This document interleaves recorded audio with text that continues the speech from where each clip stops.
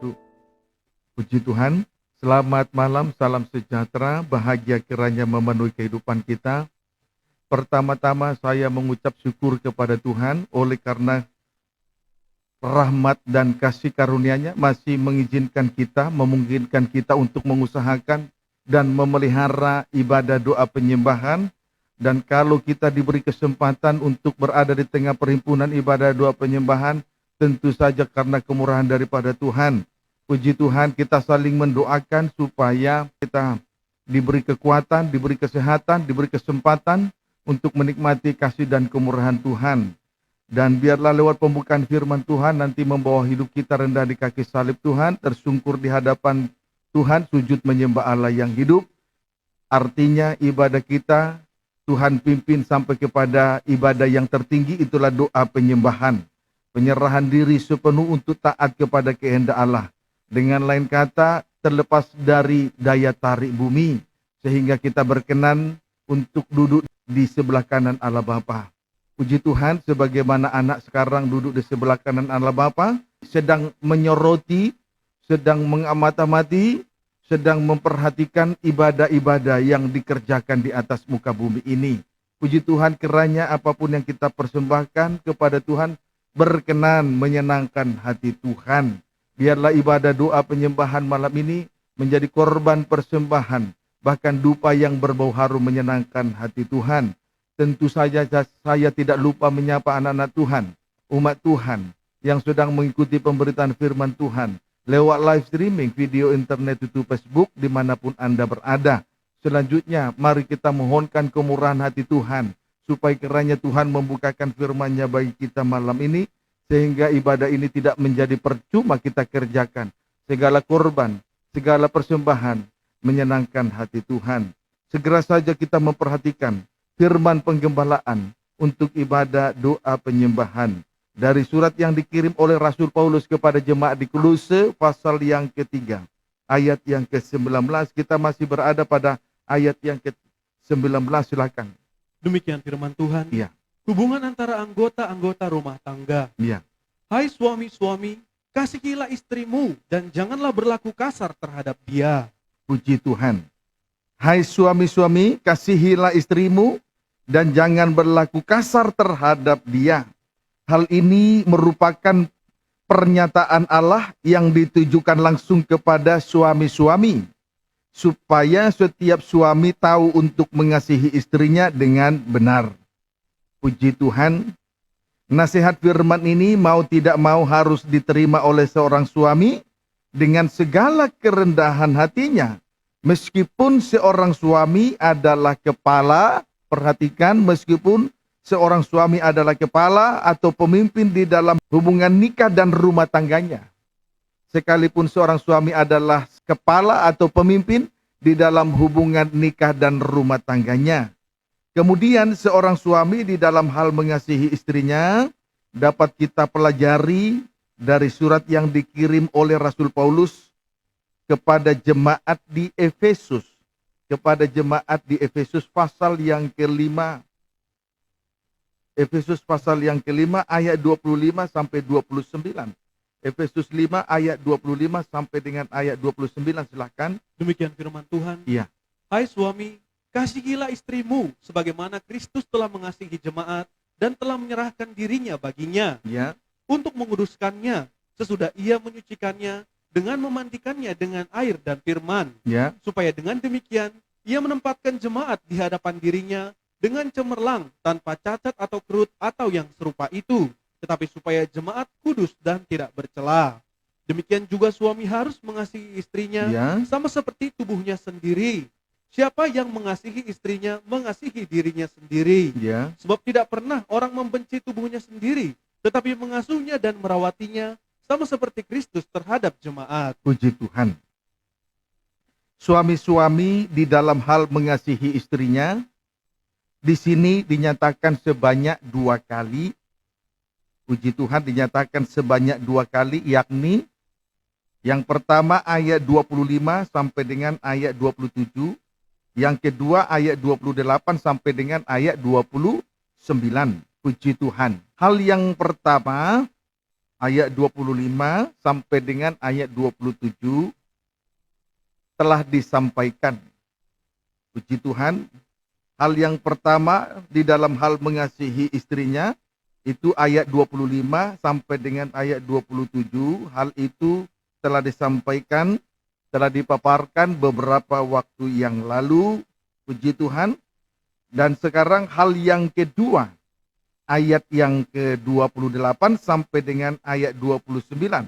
Hal yang kedua di dalam hal mengasihi istrinya, ayat 28 sampai dengan ayat 29, di mana seorang suami harus mengasihi istrinya sama seperti tubuhnya sendiri.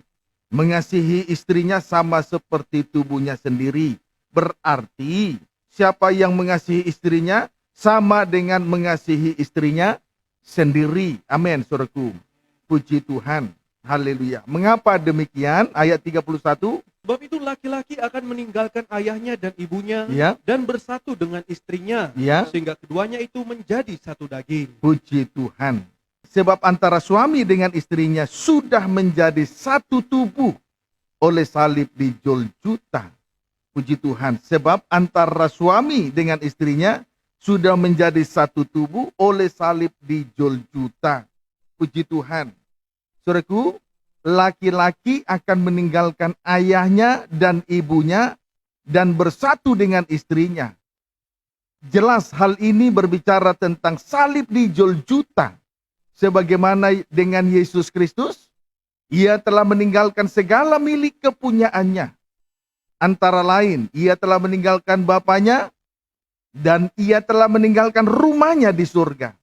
Bahkan ia telah meninggalkan segala kemuliaannya. Dan itu ditulis oleh Rasul Paulus kepada jemaat di Filipi pasal yang kedua, ayat 5 sampai dengan ayat yang ke-8. Puji Tuhan. Haleluya. Ia meninggalkan segala sesuatunya dan turun ke dunia ini dan menjadi manusia. Sebagai manusia ia telah merendahkan dirinya, taat sampai mati di atas kayu salib. Puji Tuhan. Haleluya. Sekarang bukti suami mengasihi istrinya ayat 29. Bukti seorang suami mengasihi istrinya ayat 29. Demikian firman Tuhan. Ya. Sebab tidak pernah orang membenci tubuhnya sendiri, tetapi mengasuhnya dan merawatinya, sama seperti Kristus terhadap jemaat. Puji Tuhan. Tidak pernah orang membenci tubuhnya sendiri, tetapi mengasuh dan merawatinya. Puji Tuhan. Tidak pernah orang membenci tubuhnya sendiri, tetapi mengasuhnya dan merawatinya. Lebih rinci, kita akan melihat tentang mengasuh dan merawatinya di dalam 1 Tesalonika yang juga ditulis oleh Rasul Paulus kepada jemaat di Tesalonika. 1 Tesalonika 2 ayat yang ke-7, silakan. Demikian firman Tuhan. Ya. Pelayanan Paulus di Tesalonika. Ya. Tetapi kami berlaku ramah di antara kamu, sama seperti seorang ibu mengasuh dan merawati anaknya. Puji Tuhan. Rasul Paulus berlaku ramah terhadap sidang jemaat. Secara khusus dinyatakan di sini kepada jemaat di Tesalonika. Saya ulangi, Rasul Paulus berlaku ramah terhadap sidang jemaat di Tesalonika sama seperti seorang ibu yang ramah kepada anaknya. Ibu menunjuk gembala sidang. Ibu menunjuk gembala sidang atau pemimpin sidang jemaat. Sementara tugas dari seorang gembala sidang ialah 1. Mengasuh kerohanian dari sidang jemaat. 2. Merawati kerohanian daripada sidang jemaat. Puji Tuhan. Sejauh ini Tuhan telah mengasuh dan merawati hidup rohani kita masing-masing. Pribadi lepas pribadi. Amin. Puji Tuhan. Sebab ia adalah gembala agung, penuh kasih dan sayang. Sebab ia merupakan gembala agung. Seperti apa yang dituliskan oleh Raja Daud di dalam Mazmur pasal 23. Dia adalah gembala agung, penuh kasih dan sayang. Pendeknya Tuhan Yesus adalah gembala yang bertanggung jawab kepada sidang jemaatnya sebagai kawanan domba Allah. Amin, saudaraku. Puji Tuhan, saya juga mau belajar. Puji Tuhan untuk menjadi seorang gembala sidang yang bertanggung jawab. Sebab itu kita saling mendoakan antara satu dengan yang lain, saling membangun antara satu dengan yang lain. Karena kita semua, memang kita adalah tubuh Kristus, tetapi kita semua adalah kawanan domba Allah. Saling terkait, saling membutuhkan antara satu dengan yang lain. Amin, saudaraku. Puji Tuhan. Ayat 8. Demikianlah kami dalam kasih sayang Iya. yang besar akan kamu. Dalam kasih sayang yang besar terhadap sidang jemaat di Tesalonika, terus Bukan saja rela membagi Injil Allah dengan kamu, rela membagi Injil Allah, terus tetapi juga hidup kami sendiri tapi dengan juga kamu. rela membagi hidupnya kepada sidang jemaat di Tesalonika. Terus Karena kamu telah Iya. kami kasihi. perhatikan baik-baik. Dalam kasih sayang yang besar terhadap sidang jemaat di Tesalonika, Rasul Paulus, strip pertama, rela membagi Injil Allah. Strip yang kedua, bahkan rela membagi hidupnya sendiri kepada sidang jemaat di Tesalonika. Dalam hal ini, Rasul Paulus telah menunjukkan suatu tanggung jawab yang besar di hadapan Tuhan. Amin, saudaraku. Puji Tuhan. Saudaraku, hamba Tuhan sampai kepada seluruh sidang jemaat sudah seharusnya mengikuti contoh teladan dari Rasul Paulus ini. Hamba Tuhan, imam-imam sampai kepada seluruh sidang jemaat tanpa terkecuali, sudah seharusnya kita mengikuti contoh teladan yang telah ditunjukkan oleh Rasul Paulus kepada sidang jemaat yang dia layani. Amin, saudaraku. Puji Tuhan. Haleluya. Saudaraku, dalam hal bertanggung jawab, tanggung jawab ini bukan saja dimiliki oleh seorang hamba Tuhan, tetapi kita semua dari hamba Tuhan sampai kepada seluruh sidang jemaat juga belajar untuk menunjukkan tanggung jawabnya di hadapan Tuhan. Amin, saudaraku. Dan itu juga saya doakan supaya juga kehidupan saya bertanggung jawab di hadapan Tuhan. Apapun yang saya alami, apapun yang terjadi, belajar untuk terus bertanggung jawab. Tugas saya adalah memperhatikan kawanan domba Allah, sidang jemaat yang Tuhan percayakan, dalam hal memberi makan dan minum kawanan domba. Puji Tuhan, kiranya dapat dipahami dengan baik. Ayat yang ke-9. Sebab kamu masih ingat saudara-saudara Iya, akan usaha dan jerih lelah kami. iya, Sementara kami bekerja siang malam, supaya jangan menjadi beban bagi siapapun juga di Iya. antara kamu. iya. Kami memberitakan Injil Allah kepada kamu. Puji Tuhan. Di sini kita melihat dengan jelas, sejelas-jelasnya, bahwa Rasul Paulus bekerja siang malam dengan segala usaha dan jerih lelah. Pendeknya, dengan segala pengorbanan di dalam hal memberitakan Injil Allah terhadap sidang jemaat di Tesalonika. Puji Tuhan.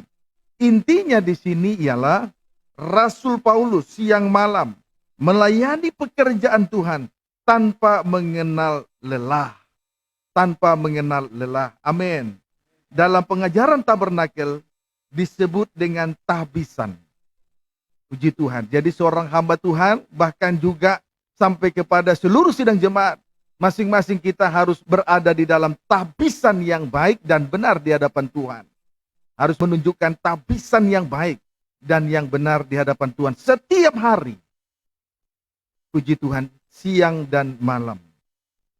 Mari, siang malam melayani pekerjaan Tuhan tanpa mengenal lelah dan disertai dengan rasa tanggung jawab dalam pengajaran tabernakel. Disebut dengan tahbisan sehari-hari. Puji Tuhan, Bilangan pasal yang ke-28 dalam pengajaran tabernakel disebut dengan tahbisan sehari-hari. Puji Tuhan. Bilangan 28 ayat 3 sampai dengan ayat yang keempat. Demikian firman Tuhan. Ya, Korban pagi dan korban petang. ya, Katakanlah kepada mereka, ya, inilah korban api-apian yang harus kamu persembahkan kepada Tuhan. ya. Korban api-apian yang kamu persembahkan kepada Tuhan. Terus 2 ekor Ya, domba dua berumur ekor- setahun. 2 ekor domba berumur setahun. Itu berumur setahun. Itu berbicara tentang kedewasaan penuh.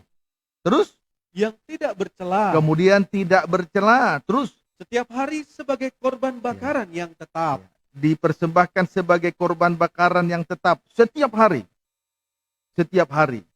Terus Domba yang satu haruslah kau olah pada waktu pagi. domba yang pertama diolah pada waktu pagi, terus Domba yang lain haruslah kau olah pada waktu senja. kemudian domba yang kedua diolah pada waktu senja. Puji Tuhan. Di sini ada suatu perintah untuk mempersembahkan 2 ekor domba jantan yang tidak bercela, berumur setahun, setiap hari sebagai korban bakaran yang tetap di hadapan Tuhan. Amin, saudaraku. Setiap hari sebagai korban bakaran yang tetap. Puji Tuhan, setiap hari sebagai korban bakaran yang tetap di hadapan Tuhan. Berarti selalu dipersembahkan. Amin, saudaraku. Selalu dipersembahkan. Setiap hari. Puji Tuhan. Kemudian, domba yang pertama dipersembahkan pada waktu pagi. Kegunaannya adalah untuk sepanjang hari. Amin, saudaraku. Ya, domba yang pertama dipersembahkan pada waktu hari, kegunaannya untuk sepanjang hari. Puji Tuhan, untuk sepanjang hari. Kita senantiasa berada dalam tahbisan yang benar, yaitu dengan mempersembahkan korban bakaran di hadapan Tuhan. Setiap pagi kegunaannya untuk sepanjang hari. Puji Tuhan. Kiranya dapat dipahami dengan baik. Kemudian strip yang kedua, domba yang kedua dipersembahkan pada waktu petang. Kegunaannya untuk sepanjang malam. Untuk sepanjang malam atau malam hari. Puji Tuhan. Jadi saudaraku, korban yang pertama, domba yang pertama untuk dipersembahkan pada waktu pagi untuk sepanjang hari. Puji Tuhan, untuk sepanjang hari. Tetapi korban yang kedua dipersembahkan pada waktu petang untuk sepanjang malam. Berarti pengorbanan itu bukan saja pada waktu siang hari, tetapi tidak kalah penting. Juga harus dipersembahkan pada waktu malam. Kalau melayani pekerjaan Tuhan dengan penuh pengorbanan, penuh dengan usaha dan jerih lelah, tetapi hanya pada waktu siang hari, pada malam hari tidak. Itu namanya kemunafikan. Itu sebabnya 2 ekor domba jantan ini setiap hari harus dipersembahkan sebagai korban bakaran yang tetap. Dipersembahkan pada waktu pagi, kegunaannya untuk sepanjang hari, ditandai dengan korban bakaran, penyerahan diri sepenuh untuk Tuhan. Puji Tuhan, sampai hangus. Sampai hangus, daging tidak bersuara lagi. Kemudian domba yang kedua dipersembahkan pada waktu petang. Kegunaannya untuk sepanjang malam. Dipersembahkan sebagai korban bakaran. Berarti sampai hangus. Jadi bukan saja pada waktu siang hari, tapi juga kita juga mempersembahkan korban bakaran. Penyerahan diri sampai hangus. Juga pada waktu malam. Siang malam. Setiap hari. Sebagai korban bakaran yang tetap di hadapan Tuhan. Amin, saudaraku. Demikianlah Rasul Paulus rela membagi Injil Allah, bahkan rela membagi hidupnya kepada sidang jemaat di Tesalonika siang malam. Puji Tuhan. Inilah tabisan kita setiap hari di hadapan Tuhan. Amin, saudaraku. Kalau berbicara tentang korban bakaran, itu berbicara tentang penyerahan diri sepenuh kepada Tuhan sampai hangus. Berarti daging tidak bersuara. Di dalam pengorbanan, daging tidak bersuara. Baik waktu pagi, kegunaannya sepanjang hari. Baik waktu petang, kegunaannya untuk sepanjang malam hari. Kiranya dapat dipahami dengan baik. Puji Tuhan. Amin, saudaraku. Haleluya. Saudaraku, ayat yang kedua baca. Perintahkanlah kepada orang Israel Ya. dan katakanlah kepada mereka. Baca dulu ayat 1. Tuhan berfirman kepada Musa. Tuhan berfirman kepada Musa. Ayat 2. Perintahkanlah kepada orang Israel Ya. dan katakanlah kepada mereka. Jadi, saudaraku, mempersembahkan korban bakaran, korban pagi dan korban petang itu merupakan perintah Tuhan yang harus kita perhatikan. Amin, saudaraku.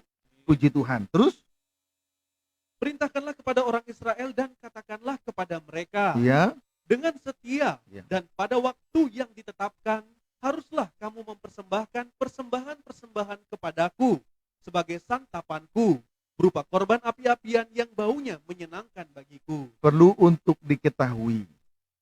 Penyerahan diri semacam ini, penyerahan diri sampai hangus, daging tidak bersuara lagi, ini merupakan korban api-apian yang baunya menyenangkan hati Tuhan. Penyerahan diri sampai hangus, daging tidak bersuara. Penyerahan diri semacam ini merupakan korban api-apian yang baunya menyenangkan hati Tuhan.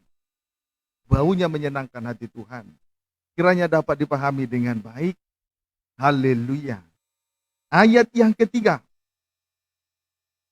Katakanlah kepada mereka, Ya, inilah korban api-apian yang harus kamu persembahkan kepada Tuhan. ya. 2 ekor domba berumur setahun yang tidak bercela setiap hari sebagai korban bakaran yang tetap. Terus?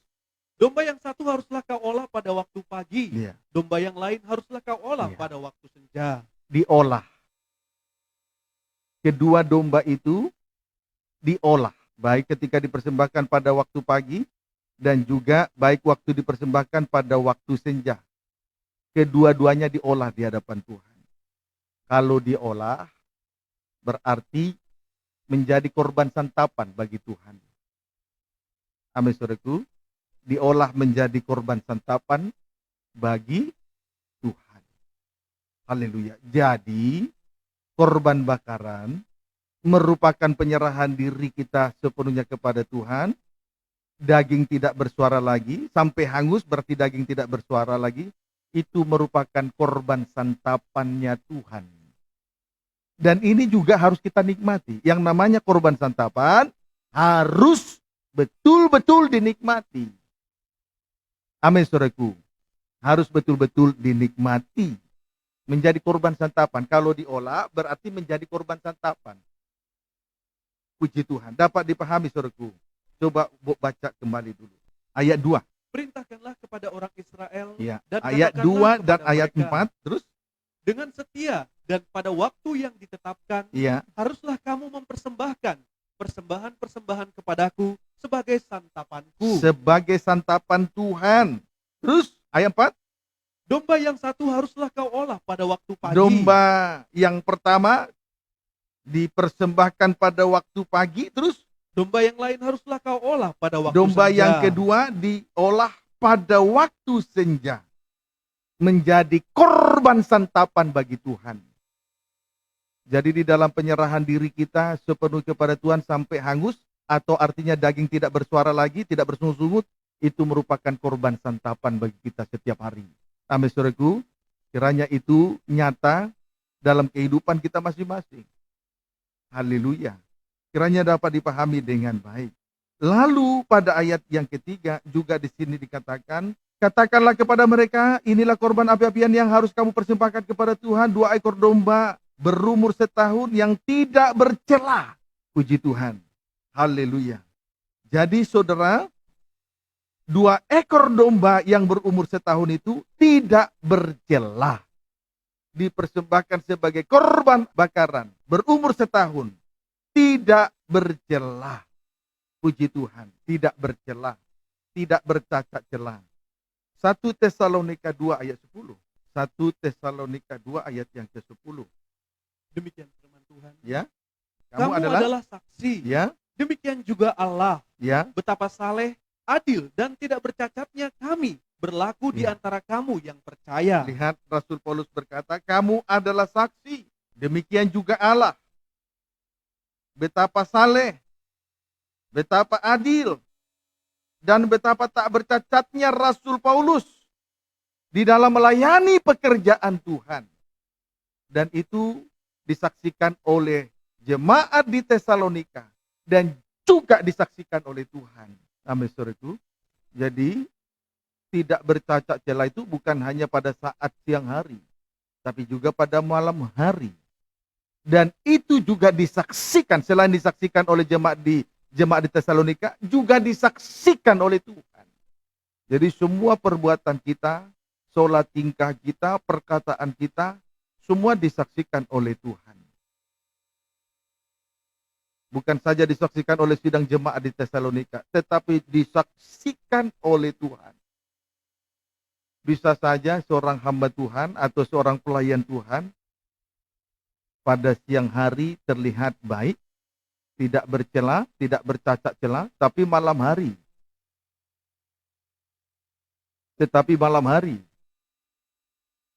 melakukan banyak hal sesuatu yang disembunyikan. Tetapi Rasul Paulus berkata, betapa salehnya, betapa adilnya, betapa tidak bercacatnya Rasul Paulus di dalam melayani pekerjaan Tuhan. Dan itu disaksikan oleh jemaat di Tesalonika dan Tuhan. Biarlah kiranya kita menampilkan kehidupan kita seperti apa yang telah ditampilkan oleh Rasul Paulus. Bukan saja kepada sidang jemaat di Tesalonika, kepada sesama, tapi juga di hadapan Tuhan lah, saudara. Puji Tuhan. Kiranya dapat dipahami dengan baik. Ayat 11. Kamu tahu betapa kami seperti bapa terhadap anak-anaknya. Ya. Telah menasihati kamu Ya. dan menguatkan hatimu seorang demi seorang. Puji Tuhan. Selanjutnya di sini kita melihat, selain tampil sebagai seorang ibu, Rasul Paulus juga tampil seperti bapa terhadap anak-anaknya. Selain tampil sebagai seorang ibu, Rasul Paulus juga tampil seperti bapa terhadap anak-anaknya. Telah menasehati sidang jemaat dan menguatkan hati sidang jemaat di Tesalonika, seorang demi seorang. Jadi selain tampil sebagai seorang ibu yang mengasuh dan merawati, juga Rasul Paulus tampil seperti bapa. Berarti memberi nasihat dan menguatkan hati dari sidang jemaat di Tesalonika, pribadi lepas pribadi. Itu tugas seorang bapa. Tugas seorang bapa, satu, memberi nasihat yang baik terhadap anak-anaknya. Amin. Kemudian menguatkan sidang jemaat, menguatkan hati sidang jemaat di Tesalonika sebagai anak-anak rohaninya. Puji Tuhan. Haleluya. Saudara, Tuhan Yesus Kristus, dialah Bapa yang baik. Apa buktinya? Kehidupan kita semua mendapat nasihat-nasihat. Kemudian hati kita dikuatkan selalu oleh Tuhan. Tentu saja kita patut bersyukur. Karena Dia adalah Bapa yang baik. Puji Tuhan. Dia memperhatikan anak-anaknya semua. Dia memperhatikan kita. Dan perhatiannya adil. Tidak membeda-bedakan antara seorang dengan yang lain. Kiranya dapat dipahami dengan baik. Amin, saudaraku. Sehingga dengan demikian, Rasul Paulus layak untuk mengasuh dan merawati sidang jemaat di Tesalonika. Kiranya dapat dipahami dengan baik. Mengasuh itu terkait dengan didikan dan ajaran yang kita terima dari Tuhan. Sedangkan merawati terkait dengan mengurus, menjaga, memelihara orang yang sakit. Kiranya dapat dipahami dengan baik. Puji Tuhan. Kita butuh Yesus untuk mengasuh kehidupan kita masing-masing. Kita butuh Tuhan untuk merawati kehidupan rohani kita masing-masing. Haleluya. Amin, saudaraku. Puji Tuhan. Sebagai anak-anak Tuhan, kita butuh Tuhan untuk mengasuh hidup rohani kita, mengasuh tubuh kita, mengasuh jiwa kita, mengasuh roh kita masing-masing. Demikian juga sebagai anak-anak Tuhan, kita butuh Tuhan untuk merawati hidup rohani kita masing-masing. Puji Tuhan. Haleluya. Selama kita mendiami tubuh ini, kita banyak menanggung penderitaan. Mengapa? Sebab itu tanda bahwa seseorang masih mengalami yang namanya sakit hati. Ada juga yang namanya sakit jiwa. Sakit apapun namanya, seseorang yang mengalami sakit sangatlah membutuhkan pribadi Tuhan Yesus Kristus untuk merawati kehidupan rohaninya. Amin, saudaraku. Puji Tuhan. Jadi kita tidak bisa sombong di hadapan Tuhan. Kita butuh Tuhan untuk mengasuh hidup rohani kita. Kita juga butuh Tuhan untuk merawati hidup rohani kita masing-masing. Amin, saudaraku. Puji Tuhan. Haleluya. Lihat tanda atau ciri dari kehidupan, suatu kehidupan yang diasuh dan dirawati oleh Tuhan. Mazmur 142 ayat 2 sampai dengan ayat yang keempat. Demikian firman Tuhan. Boleh baca ayat 1? Doa seorang yang dikejar-kejar. Doa seorang yang dikejar-kejar. Puji Tuhan, dunia ini adalah penjara. Puji Tuhan, tetapi biarlah kiranya kita jadikan hikmat sebagai saudara. Amin, saudaraku. Dan pengertian menjadi sanak. Puji Tuhan.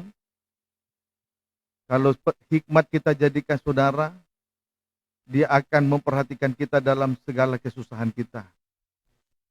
Sampai akhirnya melepaskan kita dari penjara dunia ini. Puji Tuhan. Sampai hari ini, naga besar itu tidak berhenti memburu kehidupan gereja Tuhan. Mari kita perhatikan ayat yang kedua. Dengan nyaring aku berseru-seru kepada Tuhan. Dengan nyaring aku memohon kepada Tuhan. Ya, memohon kepada Tuhan. Terus, aku mencurahkan keluhanku ke hadapannya. ya, Kesesakanku kuberitahukan ke hadapannya. terus, Ketika semangatku lemah lesu di dalam diriku, ya, Engkaulah yang mengetahui jalanku. terus, Di jalan yang harus ketumpuh, dengan sembunyi mereka memasang jerat terhadap aku. singkatnya, kita membutuhkan Tuhan untuk mengasuh hidup rohani kita masing-masing. Kita membutuhkan Tuhan untuk merawati hidup rohani kita masing-masing. Kalau Daud saja membutuhkan Tuhan, Daud seorang raja besar, maka tentu kita ini adalah manusia biasa, sangat membutuhkan kehadiran Tuhan dalam kehidupan kita masing-masing. Kiranya dapat dipahami dengan baik. Sebagaimana Raja Daud berkata, dengan nyaring aku berseru-seru kepada Tuhan. Dengan nyaring aku memohon kepada Tuhan. Dia tidak berseru kepada yang lain. Dia tidak berseru kepada yang lain. Dia tidak memohon kepada yang lain. Kecuali kepada satu pribadi. Tuhan Yesus baik. Amin. Tuhan Yesus baik. Apapun yang terjadi, mari berseru kepada Tuhan dengan nyaring. Apapun yang kita alami, pergumulan seberat apapun yang kita alami, mari kita memohon dengan nyaring hanya kepada satu pribadi. Tuhan Yesus baik. Puji Tuhan. Haleluya. Kiranya dapat dipahami dengan baik. Pada ayat yang ketiga, Daud berkata, aku mencurahkan keluhanku ke hadapannya. Tidak kepada yang lain. Banyak orang Kristen mencurahkan atau melampiaskan kejengkelan di hatinya, kebodohannya, dengan mabuk, dengan merokok, dengan melakukan dosa-dosa. Lihat orang dunia yang tidak punya Tuhan, tidak bergantung kepada kemurahan Tuhan, manakala mengalami penderitaan, dia gunakan penderitaan itu untuk melampiaskan hawa nafsunya. Tetapi kalau hidup di dalam Tuhan, anak-anak Tuhan, bagaikan pribadi Daud berkata, aku mencurahkan keluhanku ke hadapannya. Jangan mencurahkan keluhan kepada yang lain-lain. Amin. Dulu sebelum saya jadi hamba Tuhan, ada lagu favorit saya sebelum terpanggil jadi hamba Tuhan, yang namanya lagu ciptaan Pance Pondaah. Malam ini bukan untuk mengajari saudara untuk menyanyikan lagu dunia, tapi itu lagu saya. Manakala hati saya sedih, langsung saya nyanyikan lagu itu. Saya nyanyikan itu karena saya tidak mengerti. Karena saya belum jadi hamba Tuhan, hamba kebenaran. Boleh saya kutip lagunya sedikit? Syairnya, kapan lagi kita berbincang dan berterus terang? Kapan? Kapankah lagi? Itu. Tapi dalam Tuhan tidak seperti itu. Kita curahkan isi hati kita di kaki salib Tuhan. Kita curahkan isi hati kita di kaki salib Tuhan. Jangan bodoh lagi. Apapun yang terjadi, manusia tidak bisa tolong kita. Hanya Tuhan yang dapat mengerti kita. Kemudian Daud juga berkata, kesesakanku kuberitahukan ke hadapannya. Kita tidak perlu ragu untuk memberitahukan segala kesesakan, segala sesuatu yang sudah menjepit kehidupan kita. Karena dia adalah yang adil. Tidak pernah menceritakan kekurangan kita kepada orang lain. Tidak menganggap kita hina kalau kita mencurahkan segala kesesakan hati kita kepada Tuhan. Manusia saat ini, saat kita mencurahkan kesesakan hati kita kepada manusia, pada saat itu dia bisa mengerti kita. Tapi besok, manakala hatinya jengkel, dia akan permalukan kita kepada banyak orang. Tapi Tuhan tidak. Bawa kesesakan, beritahukan semuanya ke hadapan Tuhan. Jangan kepada yang lain. Jangan kepada manusia. Siapapun dia. Amin. Belajar semakin dewasa. Kemudian ayat yang keempat. Daud berkata, ketika semangatku lemah lesu di dalam diriku, Engkaulah yang mengetahui jalanku. Lalu Daud berkata, ketika semangatku lemah lesu di dalam diriku, Engkaulah yang mengetahui jalanku. Di jalan yang harus kutempuh, dengan sembunyi mereka memasang jerat terhadap aku. Bayangkan, banyak orang kita pikir itu sahabat, kita pikir itu teman. Ternyata diam-diam memasang jerat. Tetapi Tuhan tidak. Sekalipun kita dalam kelemahan, lemah lesu di dalam diri kita, Tuhan tidak pernah memasang jerat. Tidak memanfaatkan kesempatan dalam kesempitan. Perhatiannya sungguh luar biasa. Dia Tuhan yang adil. Dia yang mengerti keadaan kita, maha mengerti. Dan dia sungguh merasakan apa yang sedang kita rasakan. Manusia tidak bisa berbuat apa-apa kepada kita. Tapi Tuhan mengerti kita masing-masing. Amin, saudaraku. Ayat yang terakhir. Untuk kita segera tersungkur di kaki salib Tuhan. Bawalah keluh kesahmu, kesesakanmu kepada Tuhan. Jangan lampiaskan di media sosial. Jangan lampiaskan kepada manusia. Media sosial dan manusia tidak mengerti hati kita masing-masing. Dia tidak mengerti jalan pikiran kita masing-masing. Hanya Tuhan yang tahu jalan hidup kita masing-masing. Hanya Dia yang bisa menguatkan kita, menopang kita, mengangkat kita dikala kita dalam kesusahan. Mazmur 141 ayat 1 sampai dengan ayat yang kedua. Demikian firman Tuhan. Ya. Doa dalam pencobaan. Doa dalam pencobaan. Terus Mazmur Daud. iya. Ya Tuhan, Ya. aku berseru kepadamu. Ya. Datanglah segera kepadaku. Datanglah segera kepadaku. Terus. Berilah telinga kepada suaraku. Ya. Waktu aku berseru kepadamu. Puji Tuhan. Dari ayat 1 ini pun jelas sekali menunjukkan bahwa kita butuh Tuhan untuk mengasuh hidup rohani kita. Kita butuh Tuhan untuk merawati hidup rohani kita masing-masing. Amin. Ayat 2. Biarlah doaku adalah bagimu seperti persembahan ukupan. Selanjutnya Daud berkata pada ayat yang kedua. Yang pertama, biarlah doaku adalah bagimu seperti persembahan ukupan. Ukupan. Itulah asap dupa kemenyan yang dibakar, lalu asapnya naik sebagai ukupan di hadapan Tuhan. Kemudian yang kedua, terus. Dan tanganku yang terangkat Ya. seperti persembahan korban pada waktu petang. Dan tanganku yang terangkat seperti persembahan korban pada waktu petang.